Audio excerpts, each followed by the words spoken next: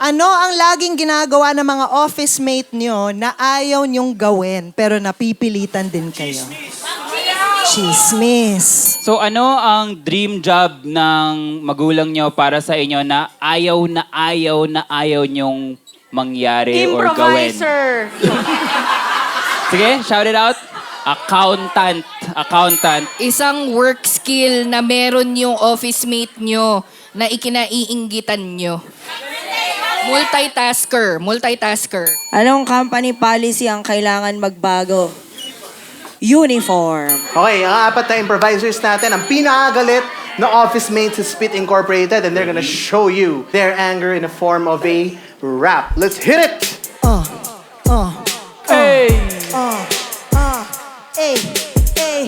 Pansin ko na napakabilis kumalat ang mga chismis. Tapos ano na naman ang narinig ko na sabi nila na buntis si Donna.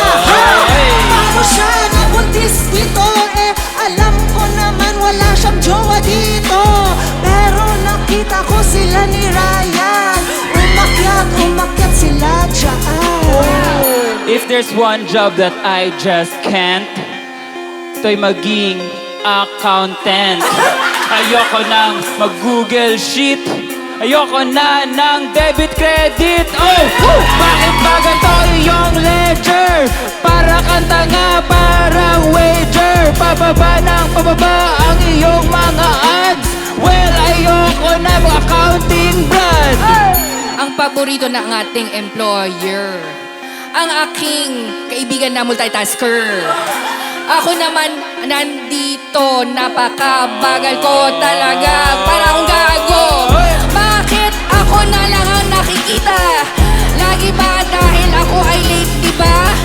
Kasi naman ang katabi ko, siya na lagi ang magaling dito. Sa office namin, walang unique. Kadalasan, lahat ay plastic. Wag na wag mag-show ng identity dahil ang gusto ay uniformity. Kaya bakit ba hindi naniniwala sa fashion? Hindi nyo ba alam, importante yon ngayon? Kaya please lang, ang aking card puno na dahil ang dami ko na gustong masuot na.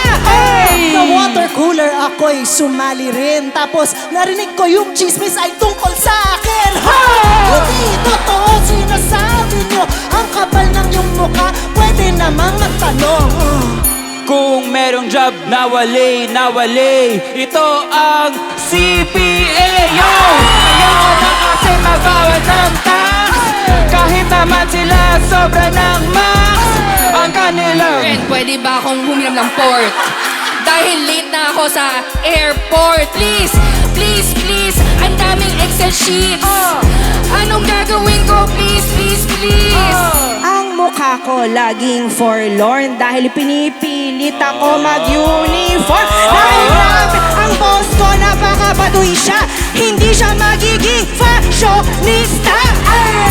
Everybody just shut your mouth. Shut your mouth or I will kick you out. hindi pwedeng tissue ang resibo. Hindi pwedeng tissue ang resibo. Ikaw na.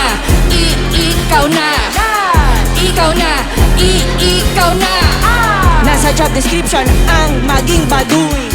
Nasa JD ang maging baduy. Maging baduy.